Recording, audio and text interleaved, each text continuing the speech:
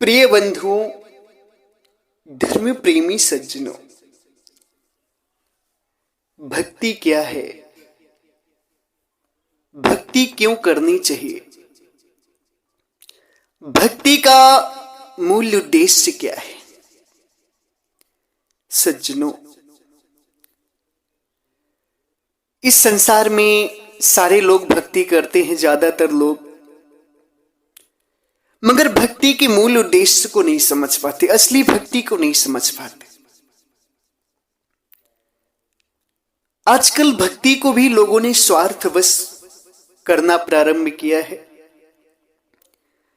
भक्ति की असली जो रहस्य है उसको आज के लोग नहीं जान पा रहे हैं। सज्जनों, परमात्मा की भक्ति, लोग आते हैं परमात्मा की भक्ति में तो कोई शरीर की बीमारी ठीक कराने आता है, कोई बेटा बेटी की शादी के लिए आता है, कोई बेटा बेटी की नौकरी के लिए आता है, तो कोई घर मकान बनवाने के लिए आता है कि कृपा दे देंगे संत गुरुजन, घर मकान बन जाएगा, बच्चों की शादी हो जाएगी, बीमारी ठीक हो जाएगी, घर में सुख शांति रहेगी आदि। इसी सोच को लेकर, इसी स्वार्थ को लेकर संसार में लोग भक्ति में आते। सज्जनों, भक्ति के मूल को, भक्ति की गहराई को और असली भक्ति को कोई नहीं जान पाता। मैं मानता हूं, चलो संत गुरुजनों के शरण में तुम आए, तुमने कृपा मांगी कि हमारे बच्चे ठीक हो जाए, हमारे बच्चे की नौकरी लग जाए, हम बीमारी से मुक्त हो जाएं, शादी विवाह हो जाए, घर परिवार बन जाए, अच्छा हो जाए सब। चलो, ये मनुष्य जीवन है। इस मनुष्य जीवन में यदि संतों की कृपा तुम्हें इन चीजों में ना भी मिली तो भी बच्चों की शादी हो सकती है, बीमारी अजारी डॉक्टर के द्वारा ठीक हो सकती है, मेहनत करके धन दौलत कमा सकते हो। मगर आप लोग मेहनत नहीं करना चाहते। आप क्या सोचते हैं कि संत की कृपा मिल जाए, संत गुरुजनों की कृपा मिल जाए, परमात्मा की कृपा मिल जाए, सारा काम हो जाए, और बस आपकी सोच यहीं तक सीमित रह जाती। असली भक्ति की तरफ आप नहीं जा पाते। विचार करिए, यदि परमात्मा की असली भक्ति आपने नहीं की तो जब 84 जाएंगे ना, तो वहां पे जब आपको बीमारी लगेगी तो उसकी दवा नहीं होगी, उस बीमारी का उपचार नहीं होगा। जब 84 लाख योनियों में आप हिरन बनेंगे और शेर आपको फाड़ फाड़ कर खाएगा, जिंदा ही फाड़ कर खाएगा, तब आप वहां पर किसी से बचाव नहीं करा पाएंगे, चिल्लाएंगे मगर कोई रक्षा नहीं करेगा आपकी।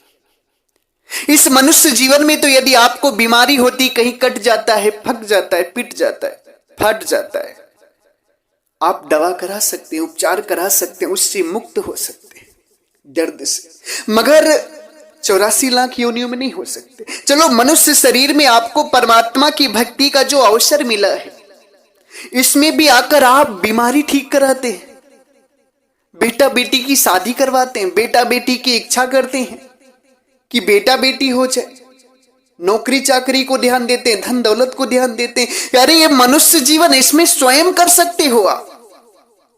यदि परमात्मा की भक्ति में आए हो ना, तो केवल और केवल मुक्ति मांगो। तन के दुख, मन के दुख और जन्म मरण के दुखों से मुक्ति मांगो। असली भक्ति जो है ना, वो संसार के जन्म और मरण के बंधन से मुक्त करके जो अमर लोक पहुंचा दे, वो असली भक्ति। मगर आज संसार के लोग उस भक्ति को नहीं चाहते। वो ये चाहते कि जो हमारा 80 वर्ष का जीवन, 60-70 वर्ष का जीवन, 90 वर्ष का जीवन, 100 वर्ष का जीवन जो मिला है, ये सुखमय हो जाए, ये आनंदमय हो जाए। 70 वर्ष 80 वर्ष के जीवन को सुखमय शांति में बनाने के चक्कर में वो लाखों करोड़ों वर्ष का जीवन जो 84 में बिताना है, उसके प्रति सोचना भूल जाते हैं। 70, 80, 90, 100 वर्ष का जीवन आप अपना तो आनंद में करा लेंगे संत की शरण कृपा पात्र पा करके, मगर उसके बाद अगर आपने असली भक्ति नहीं की, जन्म और मरण से मुक्त होने वाली भक्ति नहीं की ना, आप जब 84 में जाएंगे तो वहां उपचार नहीं हो सकता बीमारी का। वहां जब आपको चूहे बनेंगे और बिल्ली फाड़ फाड़ कर खाएगी, दांतों तले दबा लेगी और फाड़ फाड़ कर खाएगी, तब आप उपचार नहीं करा सकते। जब जंगल में सूखा पड़ जाएगा, पानी नहीं मिलेगा, प्यास के लिए तड़पोगे, तब उपचार नहीं करा पाओगे। जब भोजन नहीं मिलेगा, भोजन के लिए तड़पोगे, भूख से प्यास से तड़पोगे ना, तब उपचार नहीं करा पाओगे, तब उसका उपाय नहीं कर पाओगे। ये मनुष्य जीवन मिला है तुम्हें असली भक्ति के लिए, मगर हम असली भक्ति के भाव को ही नहीं समझ पाते हैं। हम तो भक्ति को भी स्वार्थ बना दिए। हमने भक्ति को संसारिकता से तौल दिया है। असली भक्ति को तो हम जान ही नहीं पा रहे। असली भक्ति की तरफ तो हमारा दूर दूर तक ध्यान ही नहीं। सज्जनों, भक्ति क्यों करनी चाहिए? असली भक्ति क्या क्यों करनी चाहिए? भक्ति जो संसार में हम जन्म और मरण में जा रहे हैं, जो संसार में हम तन के दुख, मन के दुख और जन्म मरण के दुखों में फंसे, इनसे मुक्त होने के लिए भक्ति का हमारा मूल लक्ष्य होना चाहिए। बीमारी आजारी से मुक्त नहीं होना। ये जो हमारी आत्मा जन्म और मरण में जा रही है, 84 लाख योनियों में जा रही, इससे मुक्त होने का हमारा मूल लक्ष्य होना चाहिए, मूल उद्देश्य होना चाहिए। वही असली भक्ति है। और ये लक्ष्य तभी पूरा हो सकता है जब आप सदगुरु परमात्मा की भक्ति करेंगे, तब। क्योंकि इस संसार में असली भक्ति तो केवल और केवल परमात्मा सदगुरु कबीर साहब की, इनके अलावा किसी की नहीं। यही इन्हीं के अमर लोग देश में जाएंगे, तभी आप सभी का कल्याण होगा। मगर आप सभी सदगुरु परमात्मा कबीर साहब की भक्ति में आ भी जाते, असली भक्ति मिल भी जाती, मगर आप लोग शारीरिक इस पंच भौतिक शरीर के लिए ही भक्ति करते, आत्मा के लिए भक्ति नहीं कर पाते, जो कि बहुत बड़े दुख की बात है। 70-80 वर्ष का जीवन तो सुख में बना सकते हो, मगर उसके बाद जब 84 में जाओगे, तब का जीवन सुख में नहीं होगा। तब तो बहुत दुख की खानी होगी तुम्हारी, बहुत दुख की खानी होगी, दुख ही पाओगे। इसलिए जीवन में कभी भी असली भक्ति को पकड़ो, असली भक्ति की खोज करो। सांसारिकता को मांगना बंद करो भक्ति में। रोग ब्याज बीमारियों को ठीक कराना बंद करो भक्ति में। हालांकि यदि परमात्मा की भक्ति करोगे तो प्रभु की दया से रोग ब्याज बीमारी से तुम मुक्त भी हो जाओगे। प्रभु की दया, तुम्हें दुख नहीं आएंगे भक्ति में, अगर तुम शुद्ध अंतःकरण से, शुद्ध हृदय से प्रभु में समर्पण हो जाते हो तो। क्योंकि परमात्मा सदगुरु कबीर साहब कहते हैं, जो तू चाहे मुझको छाड़ सकल की आस, और मुझ ही ऐसा हुए रहो, सब सुख तेरे पास। सदगुरु कहते हैं, जो तू मुझे चाहता है ना, तो सारे संसार की आस को त्याग दे।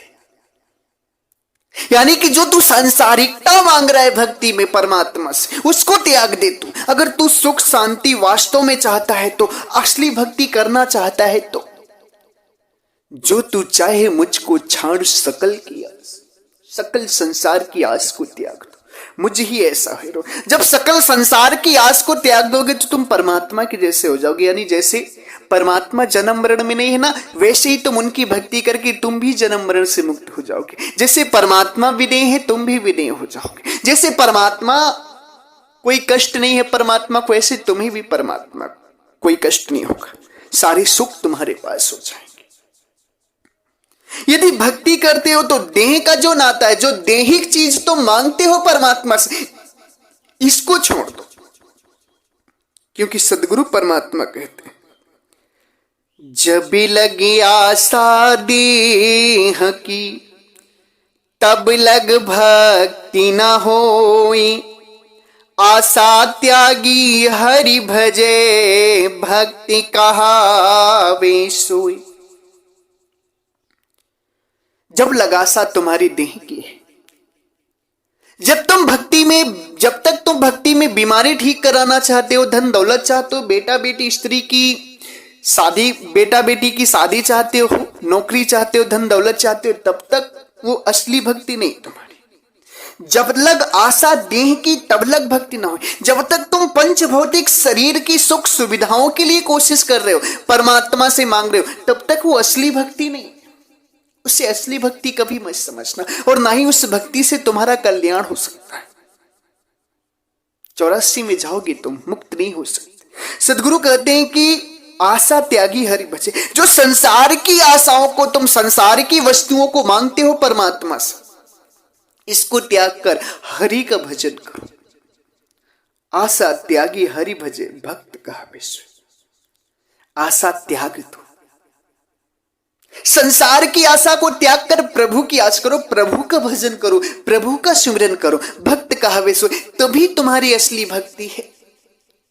और यदि प्रभु के भक्ति के अलावा तुम संसारिकता को मांगते हो, तो ये जान लेना कि परमात्मा तो दयालु है, संसारिकता तो तुम्हें दे देंगे, मगर तुम मुक्त नहीं हो पाओगे। फिर 84 में जाकर तुम्हें भोगना पड़ेगा। क्योंकि सदगुरु कहते हैं, आशा एक हरि नाम की, आशा एक हरि देव की, और न चितवे दास, जोई चितवे नाम बिना, सोई कल की फांस। आशा तो तुम्हें परमात्मा की नाम की होनी चाहिए, इच्छा तो तुम्हें बस प्रभु की होनी चाहिए, संसारिकता की इच्छा नहीं होनी चाहिए। क्योंकि संसारिकता की इच्छा के लिए तुम्हें मनुष्य जीवन नहीं मिला है। संसारिकता की इच्छा के लिए तुम्हें ये मनुष्य तन नहीं मिला, ये अवसर नहीं मिला। ये अवसर किसके लिए मिला है? प्रभु भजन करने के लिए। जो 84 लाख योनि में तुम्हारा आना और जाना है ना, इससे मुक्त होने के लिए तुम्हें अवसर मिला है, चांस मिला है। ये मनुष्य जीवन कोई ऐसा आराम करने के लिए नहीं मिला है, नहीं, ऐसा कभी मत समझना। अगर तुम ये समझते हो कि मनुष्य जीवन हमें बच्चा पैदा करने के लिए, शादी विवाह करने के लिए, धन कमाने के लिए, ऐसा आराम करने के मिला है, तो तुमसे बड़ा मूर्ख धरती पर कोई नहीं। बच्चा पैदा करना तो तुम जानवरों में भी कर सकते थे और करते थे। खाना पीना, खाना जानवरों में भी था, स्त्री भोग करना जानवरों में भी था, घर मकान बनाना पशु पक्षियों में थे तब भी था। मगर ये मनुष्य जीवन तुम्हें उस कार्य के लिए कदापि नहीं मिला है। इसको तुम अपने दिमाग से डिलीट कर दो, निकाल दो। मनुष्य जीवन तुम्हें उस कार्य के लिए नहीं मिला है। मनुष्य जीवन किसके लिए मिला है? आशा एक हरि नाम की, प्रभु के लिए मिला है। ये अवसर है, ये गोल्डन चांस है, गोल्डन नहीं डायमंड चांस, हीरे जैसा अवसर मिला है तुम्हें प्रभु को पाने का। एक अवसर है जन्म मरण से मुक्त होने का। मगर इस अवसर को हम अवसर नहीं समझते, हम समझते एंजॉय करने के लिए मिला है, संसार का सुख भोगने के मिला है। बहुत बड़ी अज्ञानता है। जब हम ये सोचते तभी हम 84 चले जाते हैं। 84 की टिकट कटा ली हमने, 84 का दरवाजा खुल गया हमारे लिए। क्योंकि साहिब कहते हैं कि मानुष्य तन तो को दियो, भजबे को हरि नाम, कहीं कबीर चेत्यो नहीं, लाग्यो और काम। मनुष्य का जीवन तुम्हें परमात्मा ने इसलिए दिया था कि तुम भजन करके 84 से आना जाना तुम्हारा खत्म हो जाए। यानी कि 84 में जो तुम्हें सेड़ फाड़ कर खाता है या अन्य जानवर फाड़ फाड़ कर खाते हैं, भूख से मरते हो, प्यास से मरते हो, उन दुखों से मुक्त होकर प्रभु भजन करके अपने अमर लोक देश चले जाओ। आनंद ही नहीं परमानंद है जहां पर, वहां जाने के लिए तुम्हें मनुष्य जीवन मिला है। मगर नहीं, हम लोग उस काम को नहीं करते। हम लोग संसार में ऐशो आराम करने की खोज में निकल जाते। वो असली भक्ति नहीं, उससे हम फिर से 84 में चले जाएंगे। मैंने पहले ही कहा कि 70, 80, 100 वर्ष का जीवन अच्छा बनाने के चक्कर में हम लाखों करोड़ वर्ष का जीवन अपना नरक बना लेते हैं, दोजख बना लेते हैं, अत्यंत कष्टमय बना लेते हैं। इसलिए संसारिकता को कभी मत मांगो भक्ति में। यदि भक्ति करने आए हो तो रोग ब्याज बीमारी ठीक मत कराओ, वो तो ठीक हो जाएगा। जो जन्म मरण की बीमारी लगी इसको ठीक कराओ। उसी को साहब कहते कि जब लग आशा देह की तब लग भक्ति न हो। जब तक तुम संसारिकता मांगते हो प्रभु से तब तक वो असली भक्ति नहीं तुम्हारे अंदर। आशा त्यागे हरि भजे भक्त कहावे सोई। आशा त्याग करके हरि भजो, वही भक्ति। सदगुरु की भक्ति जो है ना बहुत मुश्किल से मिलती है।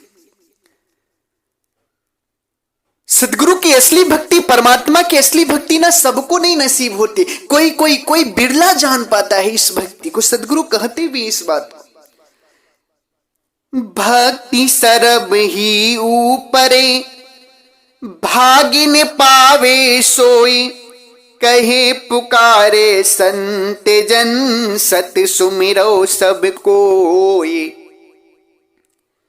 सदगुरु कहते भक्ति सर्व ही ऊपरी, भक्ति सर्वोपरि है परमात्मा की। कोई भाग्यवान होता है, कोई भाग्यशाली होता है जो पाता। भक्ति सर्व ही ऊपरे भागिन पावे सोई, कहे पुकारे संत जन सत सुमिरत सब कोई। सुमरो सबको। भक्ति सबसे महान है, सबसे सर्वोत्तम है, सबसे श्रेष्ठ है परमात्मा की। इसे कोई भाग्यशाली सौभाग्यशाली पाता है। संत जन पुकार के कहते अगर तुम्हें सच्ची भक्ति मिल गई तो सांसारिकता को मत मांगो परमात्मा से। तुम्हें सत्य सुमिरन, सत्य परमात्मा का सुमिरन करना, तुम प्रभु को मांगो। और नहीं कछ चाहिए निस दिन तेरी से प्रभु का दर्शन, प्रभु का ज्ञान, प्रभु का दीदार, प्रभु के धाम जाना, बस यही तुम्हारी मनोकामना होनी चाहिए। बाकी सांसारिकता की इच्छा तुम्हें भक्ति में कदापि नहीं होनी चाहिए। सदगुरु परमात्मा कबीर साहब कहते, कबीर हर की भक्ति कर तज बिसे आरस चोज, बार बार नहीं पाइए मनुष्य जन्म की मौज। सदगुरु कहते हैं कबीर हरि की भक्ति कर। हरि यानी कि परमात्मा, दुख को हरने वाले, उनकी भक्ति करो। वही असली भक्ति परमात्मा की। सदगुरु कबीर साहब परमात्मा की असली भक्ति, उन्हीं की भक्ति करो। तज विषया रस चोच, विषय विकारों को तज। जो सांसारिकता में विषय विकार है ना, शब्द स्पर्श रूप रस गंध, जिनमें तुम्हारी आत्मा फंसी हुई है, इनको तज दो। जिनसे तुम संसार में फंस रहे हो इसको तज दो। क्योंकि बार बार ना ये मनुष्य जीवन तुम्हें नहीं मिलता है। बार बार मनुष्य जीवन नहीं मिलता, ये बड़े दुर्लभ है मनुष्य जीवन। इसलिए इसका सदुपयोग करो। क्या करो? कबीर हरि की भक्ति कर तज विषया रस चौच। हरि की भक्ति करो, प्रभु की भक्ति करो। सांसारिकता को मत मांगो प्रभु की भक्ति में। कबीर हरि की भक्ति कर तज विषया रस चौच, बार बार न पाइए मनुष्य जन्म की मौज। बार बार ये मनुष्य जीवन नहीं मिलेगा। बार बार तो 84 जाना है, 84 के दुख भोगना है बार बार तुम्हें। इसलिए प्रभु की असली भक्ति करो। क्योंकि असली भक्ति नहीं करोगे ना तो फिर जन्म मरण में जाओगे, 84 में जाओ। सदगुरु कबीर साहब कहते हैं, भक्ति निसैनी मुक्ति की चढ़े संत सब धाए, नीचे बाघिन लुक रही कुचल पड़े सो खाए। भक्ति क्या? मुक्ति की निसैनी। निसैनी का मतलब समझते हैं आप? नसैनी एक भाषा है। सीढ़ी को नसैनी कहते हैं। मतलब छत पे चढ़ना है ना तो नसैनी बांस की होती है, लकड़ी की भी बनती, बांस की भी बनती नसैनी। ये कानपुर साइड में ज्यादा बोला जाता है नसैनी, और भी कहीं बोला जाता होगा। नसैनी यानी कि छत पर चढ़ने के लिए जो बांस का बनाते हैं, लंबे लंबे बांस में बीच बीच में डंडे लगा देते हैं और उसी पे पैर रख रख आदमी ऊपर चढ़ जाता है। तो सदगुरु परमात्मा नसैनी, अभी तो सीढ़ी बनने लगी, आजकल जीना बनने लगे सीढ़ी। सीढ़ियों को लोग जानते होंगे, पहले नसैनी चलती थी, सीढ़ी बहुत कम बनती थी, नसैनी ज्यादा चलती थी। सदगुरु परमात्मा कहते हैं कि भक्ति ना नसैनी है मुक्ति की। यदि मुक्ति पाना है तो भक्ति रूपी नसैनी में चढ़ जाओ, भक्ति को ग्रहण कर लो, असली भक्ति को। और भक्ति की नसैनी में चढ़ करके सारे संत जो है मुक्त भी हो जाते हैं, मगर उसमें जो संसारिकता को मांगता है, भक्ति में चढ़कर संसार की तरफ देखता है, संसारिकता की तरफ अपन रुझान बनाता है अपना, तो साहब कहते नीचे बागिन लुक रही, कुचल पड़े देखे नीचे माया है, जन्म मरण है 84 है। वो लुका हुआ है, छुपा हुआ है। अगर तुम गिर गए ना, अगर तुम्हारा ध्यान भटक गया तो तुम्हें खा जाएगा वो।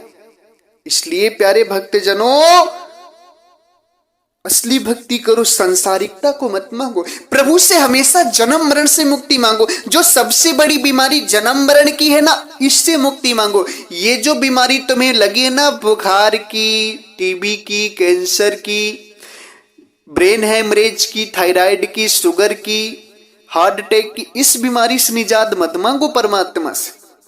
ये तो हर योनि में लगी रहती है, ये तो शरीर का काम है। परमात्मा से अगर तुम कुछ मांगना चाहते हो तो जन्म मरण रूपी बीमारी से मुक्ति मांगो, जन्म मरण रूपी बीमारी से मुक्ति मांगो परमात्मा से, तुम निवारण मांगो परमात्मा से तुम।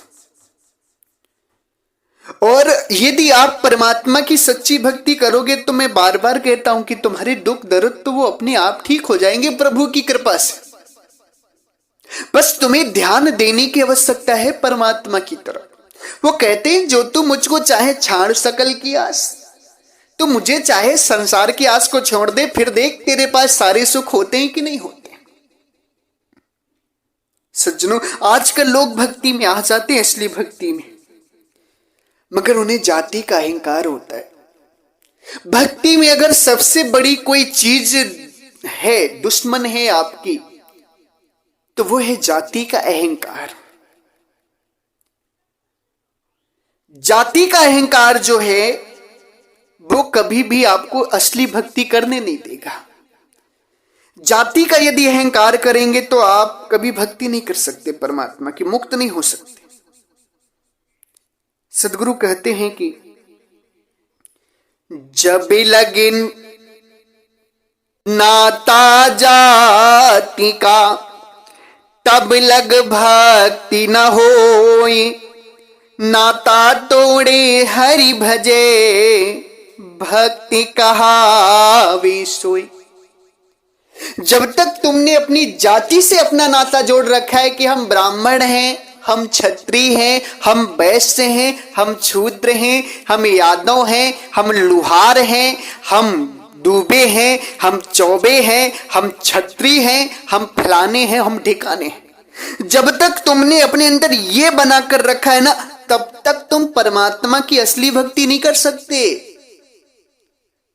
तुम्हें असली भक्ति की हवा भी नहीं लगेगी। सदगुरु कहते कि जब लग नाता जाति का, तब लग भक्ति ना हो, क्योंकि जाति जो है तुम्हें अहंकार में डालती है और अहंकार तुम्हें भक्ति नहीं करने देगा।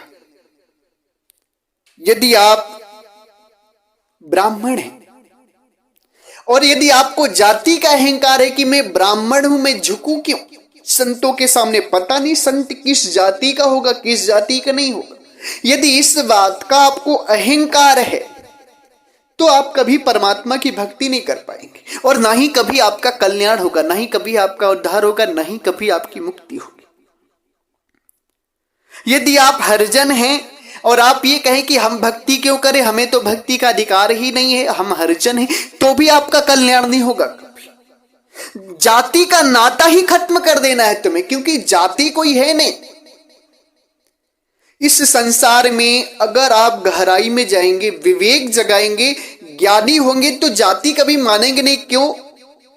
क्योंकि विचारणी बात यह है कि जाति कैसे होती, जैसे एक पिता के 4 पुत्र हैं, यदि ब्राह्मण पिता हैं तो उनके 4 पुत्र हुए तो चारों के चारों ब्राह्मण ही बोले जाएंगे समाज में कि भाई ब्राह्मण है। छत्री पिता है और उनके 5 बेटे हुए तो पांचों छत्री कह जाएंगे कि ठाकुर है। संसार का नियम है कि चमार का बेटा चमार, लुहार का बेटा लुहार, यादव का बेटा यादव, पंडित का बेटा पंडित, ठाकुर का बेटा ठाकुर। जो जिस जाति का होता है उसका बेटा उसी जाति का माना जाता है। यह संसार की सच्चाई है। तो सज्जनों, आप सभी बताइए कि ब्राह्मण, क्षत्रिय और वैश्य चारों को बनाने वाला कौन है? ब्रह्म। इस पूरे सृष्टि को बनाने वाले ब्रह्म हैं।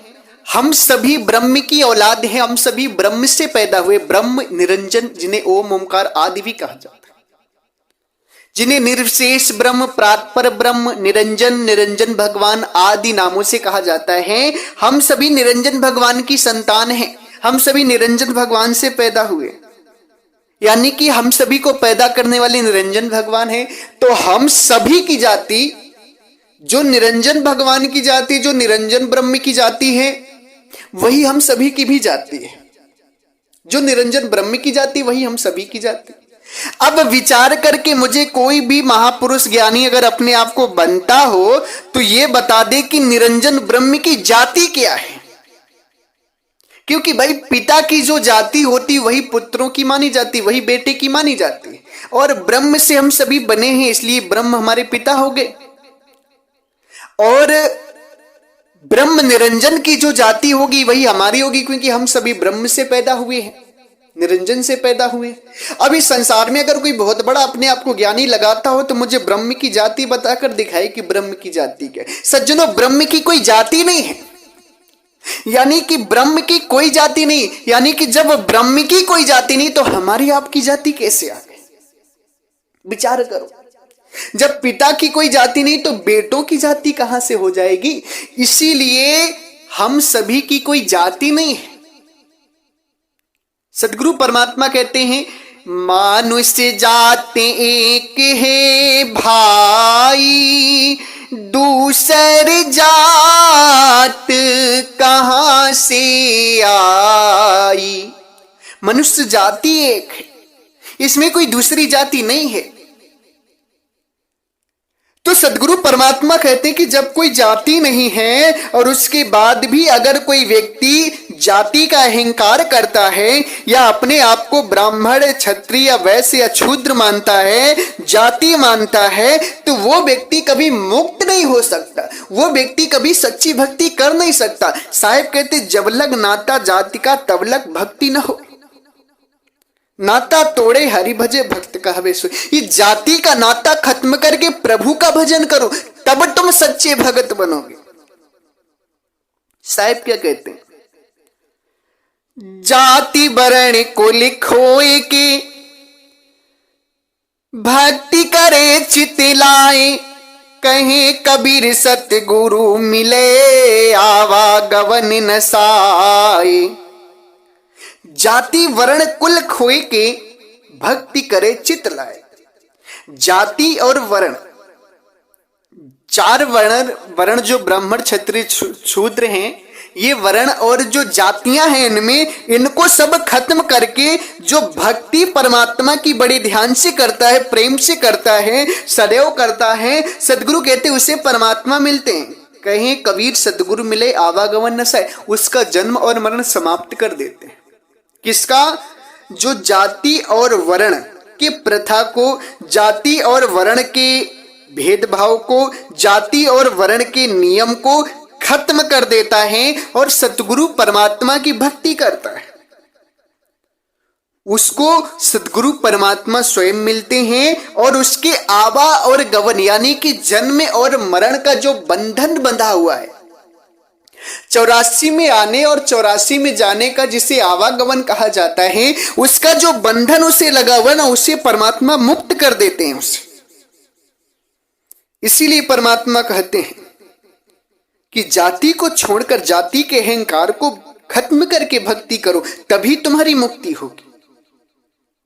कामी क्रोधी लालची इनसे भक्ति न होए, भक्ति करे कोई सूरमा जाति वर्ण कुल खोए। सदगुरु कहते कामी भोग विलास वाले व्यक्ति से भक्ति नहीं हो सकती, क्रोधी व्यक्ति से भक्ति नहीं हो सकती, लालची व्यक्ति से भी भक्ति नहीं हो सकती, लोभी से। कामी, क्रोधी, लालची, इनसे भक्ति ना हो। कामी यानी कि भोग विलास करने वाला, भोग विलास स्त्री सुख जो होता है, कामी व्यक्ति भोग विलास करने वाला, क्रोधी व्यक्ति क्रोध करने वाला, गुस्सा करने वाला, गुस्से में उथल पुथल कर देने वाला, और जो लालच करता हो, इन तीनों से भक्ति हो ही नहीं सकती। अगर भक्ति कोई करता है तो वो सूरमा है, जाति वर्ण कुल खो करके अगर भक्ति करता है तो वो सच्चा भगत है, वो सच्चा साधु है, और उसी परमात्मा मिलेंगे, उसी की ही भक्ति सफल होगी। सदगुरु कहते हैं कामी, क्रोधी, लालची, इनसे भक्ति न हो। भक्ति करे कोई सूरमा, जाति वर्ण कुल खोए। कामी, क्रोधी, लालची, इनसे भक्ति नहीं हो सकती।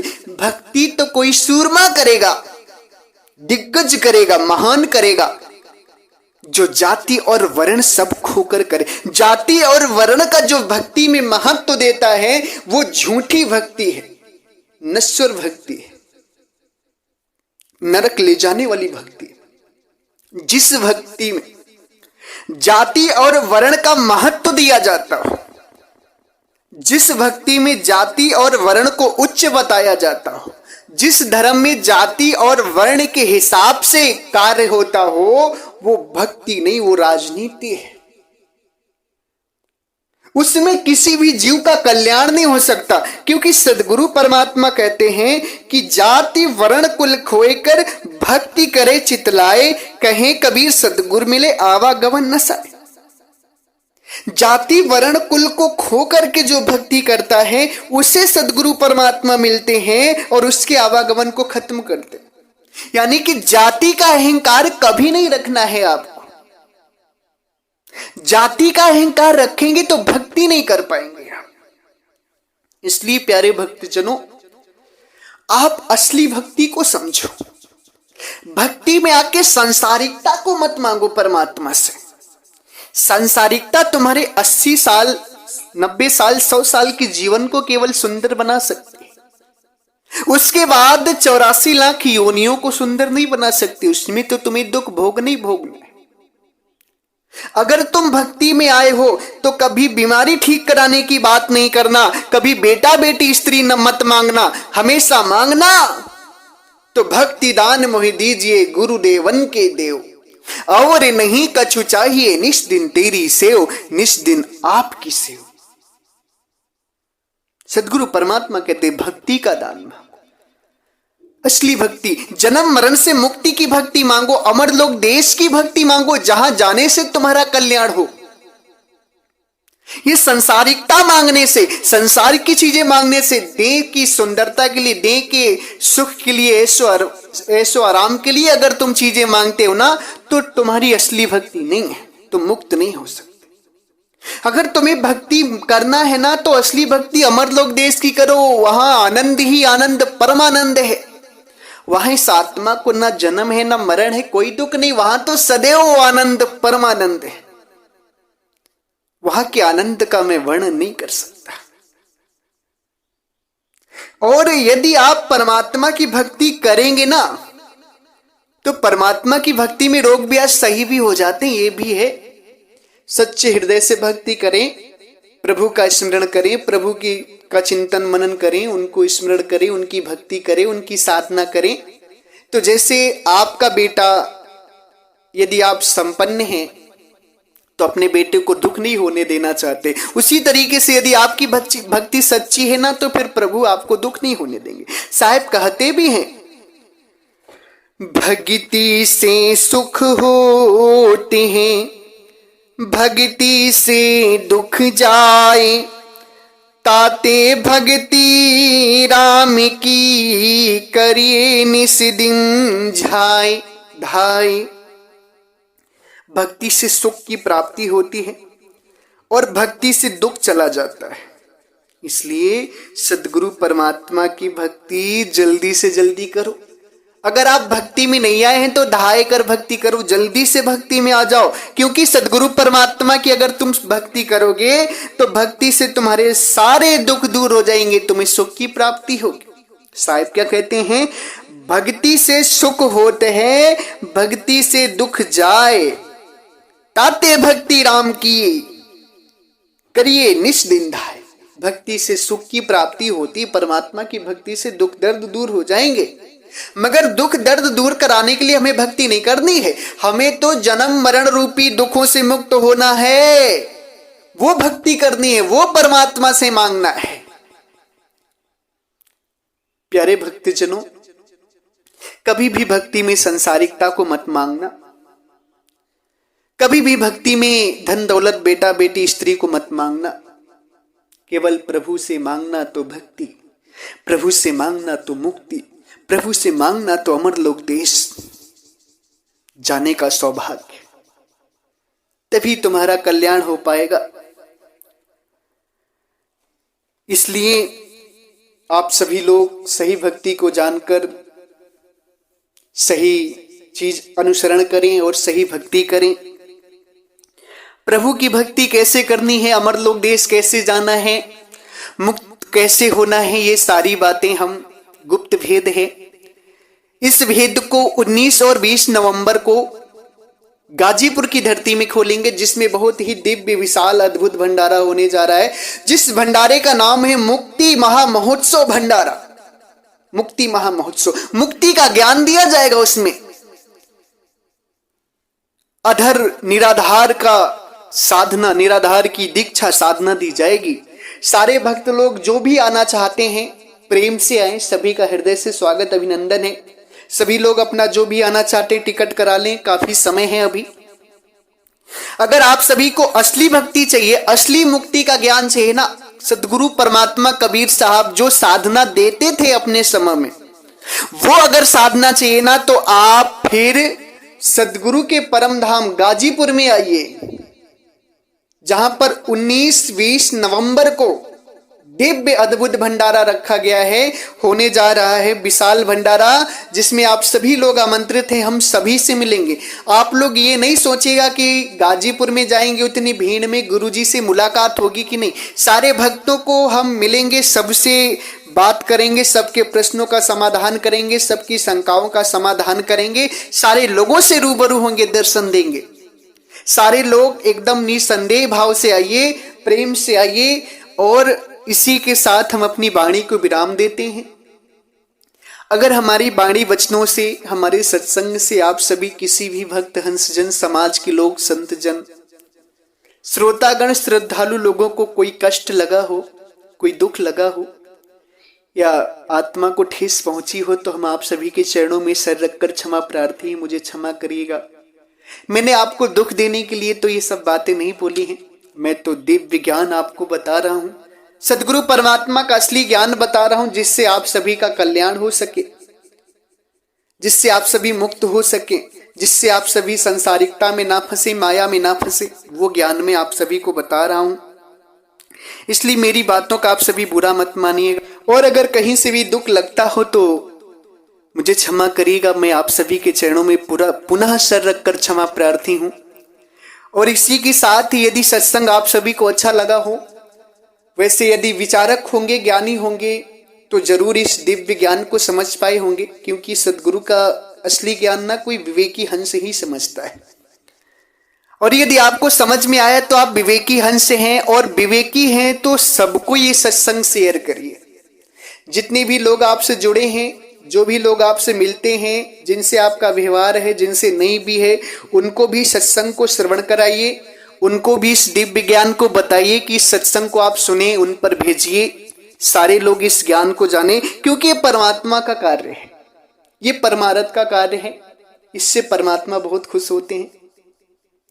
सदगुरु की यदि ज्ञान का आप प्रचार करेंगे तो प्रभु ज्ञान प्रचार करने आते ही हैं संसार में, जीवों का कल्याण करने के लिए। अगर इस ज्ञान का प्रचार आप करेंगे तो प्रभु बहुत खुश होंगे आपके ऊपर। हमने स्वयं भी सही रास्ते पर आना है, और हमारे जो भाई हैं, जो भूले भटके हैं, उनको भी हमें सही रास्ते पे लाना है। इसलिए प्यारे भक्तजनों, आप सभी लोग इस सत्संग को ज्यादा से ज्यादा शेयर करिएगा, ज्यादा से ज्यादा लोगों तक पहुंचाइएगा। साथ ही साथ चैनल को सब्सक्राइब भी करिएगा ताकि हमारे सत्संग आपके पास पहले से पहले आते रहें और आप दिव्य ज्ञान से, सदगुरु के दिव्य ज्ञान को समझकर मुक्ति पा सकें, अपना कल्याण कर सकें। इसी के साथ एक बार प्रेम से बोलिए, सर्वव्यापक सर्व पूजनी परम पिता परमात्मा सदगुरु बंदी छोर कबीर साहिब को साहिब बंदगी साहिब।